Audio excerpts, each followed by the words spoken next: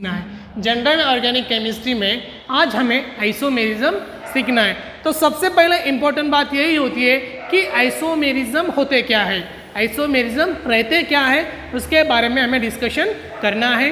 Discussion से पहले हमें करेंगे कि कोई कंपाउंड होता है उसका मॉलिक्यूलर फार्मूला कैसा होता है, same molecular formula but different chemical and physical property also called as isomerism. Isomerism का मतलब ऐसा है कि कोई कंपाउंड होता है उसका फॉर्मूला सेम होता है लेकिन उनकी physical as well as chemical property कैसी होती है, डिफरेंट होती है। उन्हीं को हम आइसोमेरिज्म कहते हैं क्लास 11th में। ठीक है, तो इसकी कॉन्सेप्ट है हम सीख रहे हैं कि देखो कोई कंपाउंड है, फॉर एग्जांपल मैं यहाँ पे CH3 CH2 CH3, तो देखो CH2 CH3 1 2 3 4, तो इसका नाम आएगा एन ब्यूटेन। क्या नाम आएगा इसका, एन ब्यूटेन। क्या नाम आएगा इसका, एन ब्यूटेन। तो उसके बाद में एग्जांपल नंबर 2, दोनों में बदल क्या होता है, क्या चेंजेस होता है, मैं आपको बता देता हूँ। CH2 इसके बाद में 1 2 3 4 ही थे ना, तो यहाँ पे ये सेकंड कार्बन को एक CH3 ग्रुप अटैच रहेगा और यहाँ पे CH3, तो इसे कहते हैं हम आइसो ब्यूटेन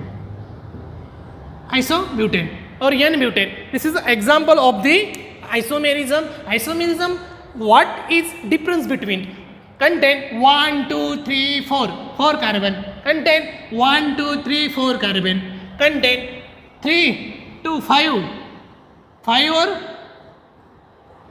10 कार्बन, 3 3 3 3 2 3 3 3 1 10 कार्बन। तो यहाँ पे ऐसा दिखने को मिल रहा है बेटा कि जो कंपाउंड सेम है लेकिन इनकी जो प्रॉपर्टी है कैसी है, डिफरेंट है। इन्हीं को हम क्या बोलते हैं, आइसोमेरिज्म बोलते हैं। आइसोमेरिज्म का मतलब ऐसा है the compound having same molecular formula, उनका जो मॉलिक्यूलर फार्मूला है कैसा है, एक जैसा दिखता है बट उनकी जो प्रॉपर्टीज होती है physical as well as chemical, ये कैसे होती है, डिफरेंट होती है। उसकी स्टडी हमने आइसोमेरिज्म का कॉन्सेप्ट आपको बिल्कुल समझ में आया होगा। तो ये एग्जांपल है, एक बार देख लो। उसके बाद में इनकी क्लासिफिकेशन हमें देखना है, किसके क्लासिफिकेशन है ये, आइसोमेरिज्म का क्लासिफिकेशन देखना है। क्लासिफिकेशन का डायग्राम मैंने ऑलरेडी बोर्ड पे निकाले वाली है। तो आइसोमेरिज्म जो होते हैं, आइसोमेरिज्म के दो टाइप्स होते हैं, एक कौन कौन सा है, स्ट्रक्चरल आइसोमेरिज्म और दूसरा कौन सा है, स्टेरियो आइसोमेरिज्म। स्टेरियो आइसोमेरिज्म और स्ट्रक्चरल आइसोमेरिज्म, ये आइसोमेरिज्म के दो टाइप्स है। आइसोमेरिज्म के कितने टाइप्स, दो टाइप्स, कौन कौन से, स्ट्रक्चरल और स्टेरियो आइसोमेरिज्म। ये आइसोमेरिज्म के दो टाइप्स है। उसके बाद में यहाँ पे अगर स्ट्रक्चरल आइसोमेरिज्म का क्लासिफिकेशन हमने देखे तो एक है चेन आइसोमेरिज्म, एक है पोजिशन आइसोमेरिज्म, एक है रिंग आइसोमेरिज्म, एक है फंक्शनल आइसोमेरिज्म और एक है मेटामेरिज्म। टोटली 1 2 3 4 5 टाइप है। स्ट्रक्चरल आइसोमेरिज्म के कितने टाइप्स, 5 टाइप। कौन कौन से टाइप्स, एक है chain isomerism, position isomerism, ring isomerism, functional isomerism और मेटामेरिज्म। मेटामेरिज्म क्या होता है उसकी भी डिस्कशन हमें आज करना है। उसके पहले हमें क्या किस पे ध्यान देना है बेटा कि ये चेन आइसोमेरिज्म होते क्या है उस पर हमें फोकस करना है। तो सबसे पहले हम क्या करेंगे कि आइसोमेरिज्म के कितने टाइप्स हैं। आइसोमेरिज्म के जनरली दो टाइप्स होते हैं, एक है स्ट्रक्चरल आइसोमेरिज्म और दूसरा जो है स्टेरियो आइसोमेरिज्म। स्टेरियो आइसोमेरिज्म क्या अगर हमने देखे तो कॉन्फ़िगरेशन में देखो, कॉन्फ़िगरेशनल और कॉन्फर्मेशन आइसोमेरिज्म, ये आइसोमेरिज्म है। और कॉन्फ़िगरेशनल आइसोमेरिज्म के दो है, एक है जियोमेट्रिकल आइसोमेरिज्म और एक है आइसोमेरिज्म। तो जियोमेट्रिकल आइसोमेरिज्म और दूसरा कौन सा है, चेन आइसोमेरिज्म। और जो लास्ट वाला जो है उसका नाम आता है देखो ऑप्टिकल आइसोमेरिज्म। कौन कौन सा है, यहाँ पे ऑप्टिकल है, ऑप्टिकल जियोमेट्रिकल यानी ऑप्टिकल आइसोमेरिज्म, ये उसके दो टाइप्स हैं।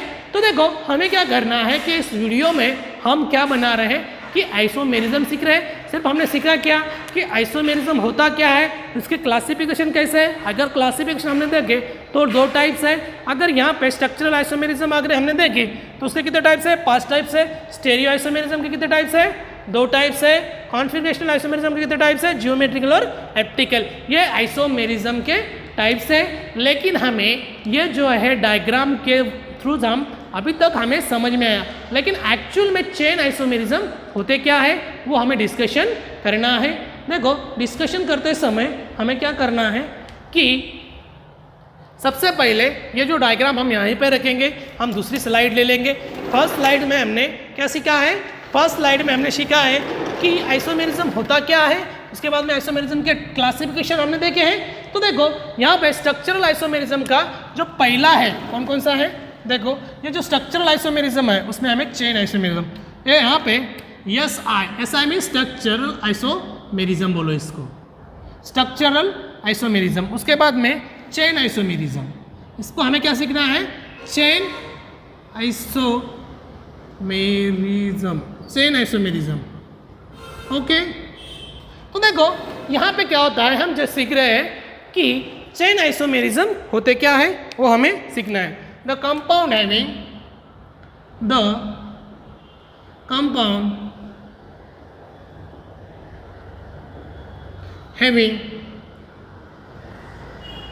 same molecular formula, same molecular formula,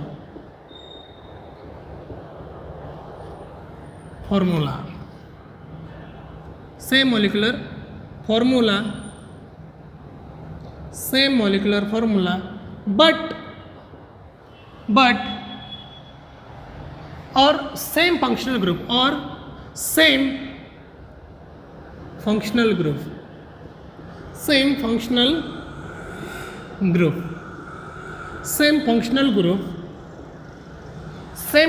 group, but different carbon chain, also called as, हम क्या कहते हैं इसको, चेन आइसोमेरिज्म। क्या बोलते हैं, chain isomerism. It's also called as chain isomerism. The compound having same molecular formula होता है, क्या होता है, सेम मॉलिक्यूलर फार्मूला होता है, लेकिन सेम फंक्शनल ग्रुप होते हैं उसमें। बट यहाँ पे ये जो कार्बन होते हैं उसकी चेन कैसी होती है, डिफरेंट होती है। कैसे चेन होती है डिफरेंस, वो हम सीखेंगे एग्जाम्पल के थ्रू। हम सीख रहे हैं यहाँ पे, देखो the compound having same molecular formula, इनका मॉलिक्यूलर फार्मूला कैसा रहेगा, सेम, लेकिन उसमें फंक्शनल ग्रुप भी कैसा रहेगा, सेम।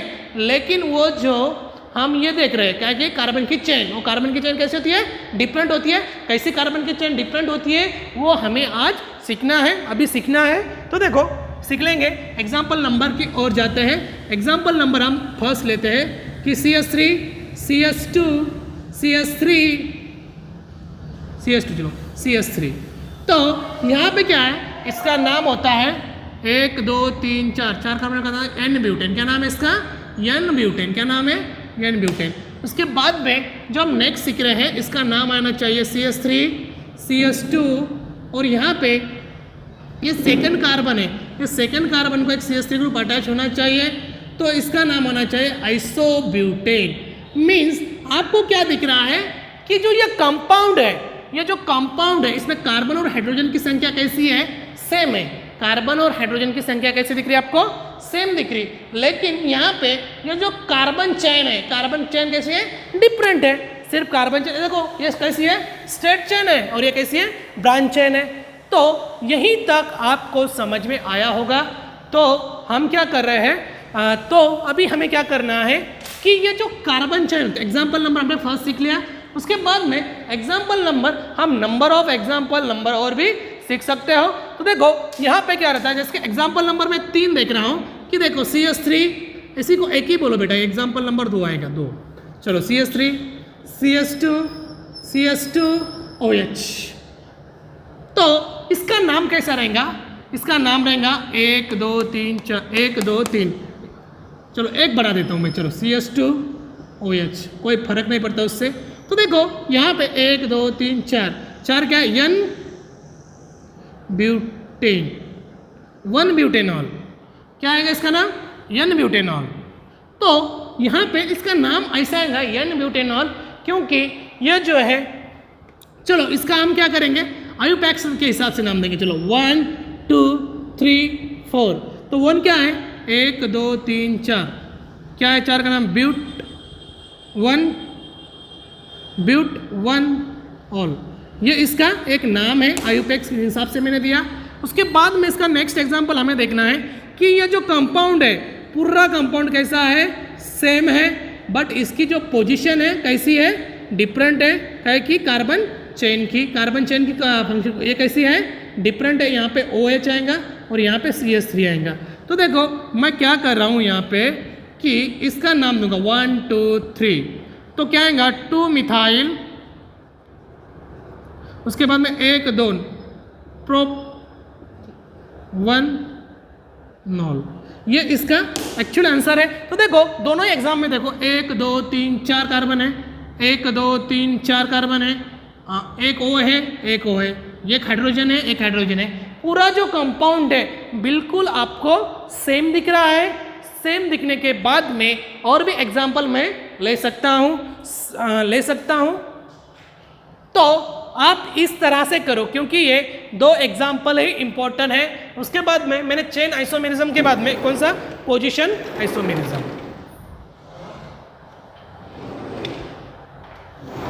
देखो हमें क्या करना है, क्या सीखना है बेटा अभी, पोजीशन आइसोमेरिज्म। पोजीशन आइसोमेरिज्म में मुझे क्या सीखना है, देखो पोजीशन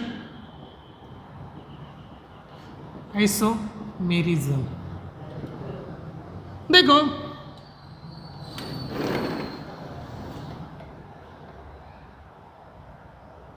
द कंपाउंड हैविंग, देखो the compound having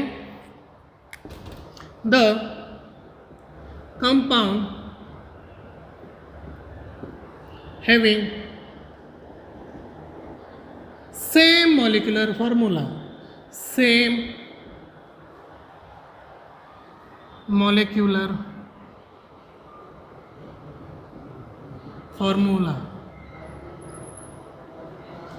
देखो the compound having same molecular formula but different position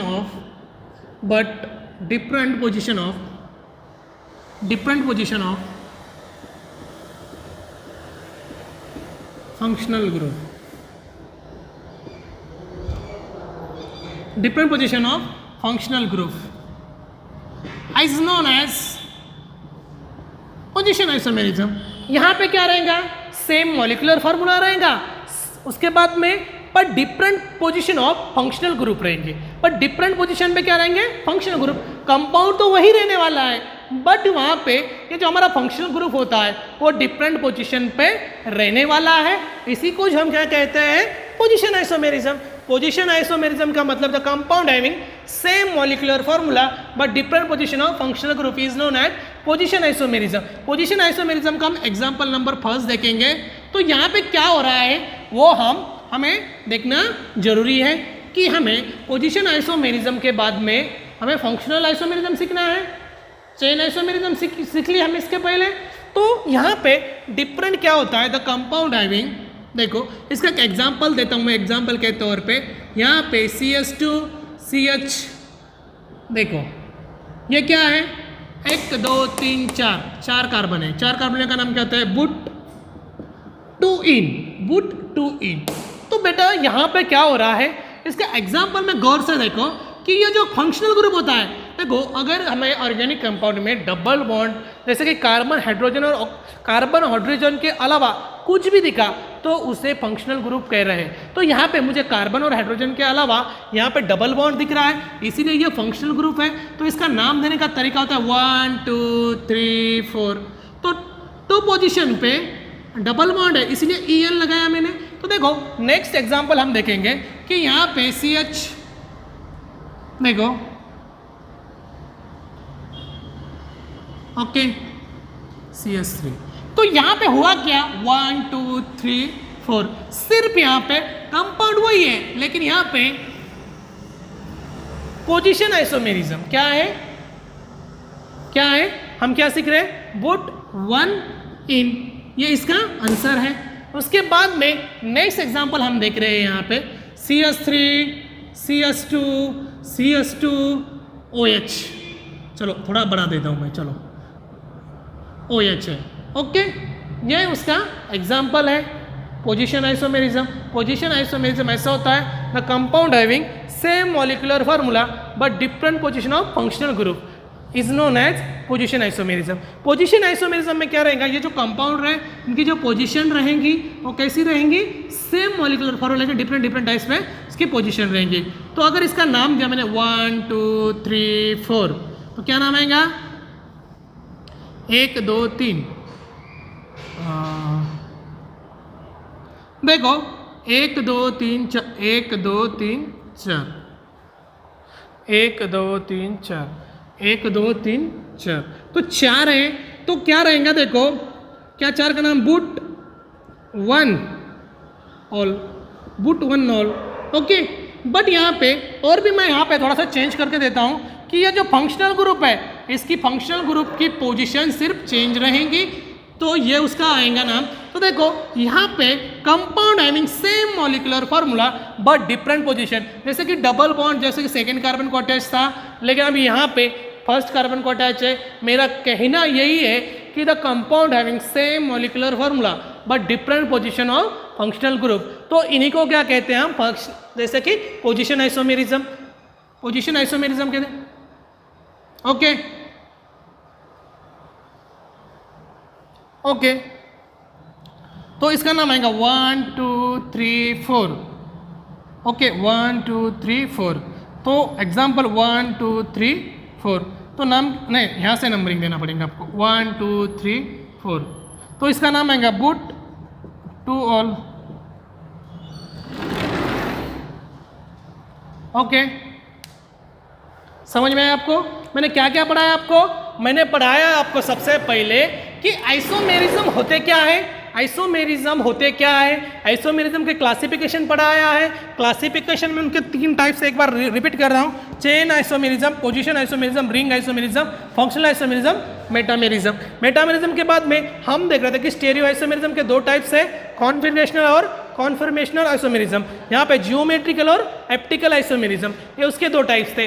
तो हमने यहाँ पे पूरी तरह से इन दोनों आइसोमेरिज्म की स्टडी कर ली है। कौन कौन सी है? चेन आइसोमेरिज्म और पोजीशन आइसोमेरिज्म की स्टडी हमने कर ली है। तो यहाँ तक हम सीख चुके हैं। अभी उसके बाद में हमें सीखना है फंक्शनल आइसोमेरिज्म। क्या सीखना है? फंक्शनल।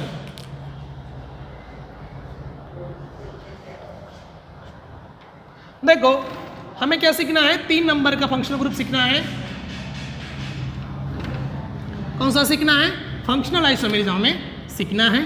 फंक्शनल आइसोमेरिज्म होता क्या है उसका डिस्कशन हमें अभी कर लेना है। फंक्शनल आइसोमेरिज्म हमें क्या होता है उसका डिस्कशन हमें अभी करना है। डिस्कशन में करते समय हमें क्या करना है कि ये जो फंक्शनल आइसोमेरिज्म होता है,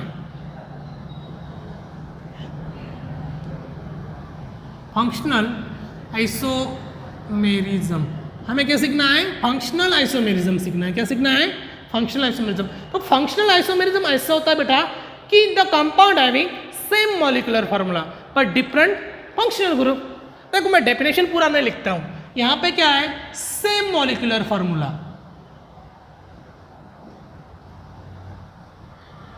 सेम मॉलिक्यूलर फार्मूला रहेंगे but different functional group, different functional group. Okay, क्या नाम रहेगा इनका? The compound having same molecular formula but different functional group. देखो इस कंपाउंड में क्या रहेंगे? फंक्शनल आइसोमेरिज्म हम जो सीख रहे हैं कि मैं छोटा सा आपको बताता हूं, सेम मॉलिक्यूलर फार्मूला रहेंगे बट डिफरेंट फंक्शनल ग्रुप्स। तो देखो क्या रहेगा यहां पे, ईथर एंड अल्कोहल। एग्जाम्पल के तौर पे हम देख रहे हैं ईथर एंड अल्कोहल, ईथर और अल्कोहल, ईथर और अल्कोहल हम देख रहे हैं। तो यहाँ पे क्या रहेगा? ईथर का और देखो सबसे पहले ईथर का फॉर्मूला होता है जैसे कि CH3 CH2OH, तो इसका नाम होता है, एक एग्जाम्पल के तौर पे हम देख रहे हैं, इसका नाम होता है इथाइल अल्कोहल। ओके, उसके बाद में हम जो नेक्स्ट आगे का जो सीख रहे हैं वो क्या पढ़ रहे हैं हम कि यहाँ पे CH3OCH3, तो इसका नाम होता है डाइमिथाइल ईथर। ओके, क्या नाम है इसका? Dimethyl ether. क्या नाम है इसका? Dimethyl ether. ये इसका एग्जाम्पल है। तो देखो same molecular formula means carbon कितना है 1 2, हाइड्रोजन कितने हैं 3 और 2 2 5 और 1 6, यहाँ पे कितने हैं 3 और 3 6, ऑक्सीजन कितना है 1। तो यहाँ पे फंक्शनल आइसोमेरिज्म हम जब सीख रहे हैं तो यहाँ पे ऐसा कंडीशन ऐसी है कि the compound I mean same molecular formula, यहाँ पे मॉलिक्यूलर फार्मूला सेम है बट इनकी जो पोजीशन है काहे कि फंक्शनल ग्रुप की और डिफरेंट पोजीशन पे है। उसके बाद में हम एग्जांपल देखेंगे एक, जैसे कि अमाइंस का एक एग्जांपल देखेंगे। अमाइंस का एक एग्जांपल देखते समय हमें क्या करना है, देखो अमाइंस होते 3 टाइप्स के अमाइंस होते, 1 degree amines, 2 degree amine, 3 degree amines, 1 degree amine, 2 degree amine और 3 डिग्री अमाइंस। तो यहाँ पे हमें क्या करना है कि ये CH3 CH2 CH2 NH2, तो ये क्या है, ये जो प्राइमरी कार्बन को NH ग्रुप आता है इसलिए प्राइमरी अमाइंस बोलते हैं। उसके बाद में एग्जाम्पल के तौर पे हम देखेंगे कि ये जो अमाइंस होता है ये CH3, उसके बाद में CH, ये NH, नहीं यहाँ पे लिखो, ये क्या करो ये NH यहाँ पे लिखो। उसके बाद में क्या आएगा यहाँ पे ऊपर से CH3 और यहाँ पे क्या आएगा CH3, नहीं CH। तो देखो यहाँ पे क्या आने वाला है, 1 मिनट, थोड़ी सा कन्फ्यूजन है, कन्फ्यूजन कुछ भी नहीं है, नॉर्मल सा कन्फ्यूजन है जो कि हम दूर कर देंगे। देखो यहाँ पे CH3 है, यहाँ पे क्या करना है NH अटैच करना है और यहाँ पे CH3 अटैच करना है। मीन्स इसका कहना है कि कार्बन और हाइड्रोजन की संख्या कैसी है 1 2 3, 1 2 3, नाइट्रोजन कितने हैं, हाइड्रोजन कितने हैं 3 2 5 6 7 8 है ना, 6 और 3 8। टोटली जो कंपाउंड हम देख रहे हैं टोटल 8 है। 8 के बाद में हमें एक और भी बनाना है, टर्शरी अमाइंस हमें बनाना है। टर्शरी अमाइन जो होता है यहाँ पे CH3 ग्रुप अटैच होता है, यहाँ पे एक CH3 ग्रुप अटैच होता है और यहाँ पे एक CH3 ग्रुप अटैच है। टोटल नंबर ऑफ कार्बन और हाइड्रोजन जो है हमने यहाँ तक काउंट कर लिए। तो देखो सबसे पहले यहाँ पे क्या आएगा CH2 आएगा, CH2। तो ये पूरी तरह से जो कंपाउंड है अभी यहाँ पे 3 और 3 6 और 2 8 हाइड्रोजन। देखो ये जो प्राइमरी अमाइंस इसमें कितने कार्बन है 1 2 3, कितने कार्बन है 1 2 3, इसमें कितने 1 2 3, इसमें कितने 1 2 3। तो टोटली 3 कार्बन आपको दिखने को मिल रहा है। That is example of the functional isomerism. Functional isomerism तुम एल्डिहाइड कीटोन भी ले सकते हो, इसके अलावा बहुत सारे तुम ले सकते हो, लेकिन समझने के लिए आपको यही सफिशिएंट है, आप यही समझना पड़ेगा है आपको। तो देखो मैं क्या करता हूँ बेटा, आपको जो है अगला जो हमें पढ़ना है कौन सा पढ़ना है, मेटामेरिज्म पढ़ना है, स्टेरियो आइसोमेरिज्म पढ़ना है। लेकिन ये जो डिस्कशन है हम नेक्स्ट लेक्चर में करने वाले हैं। Thank you.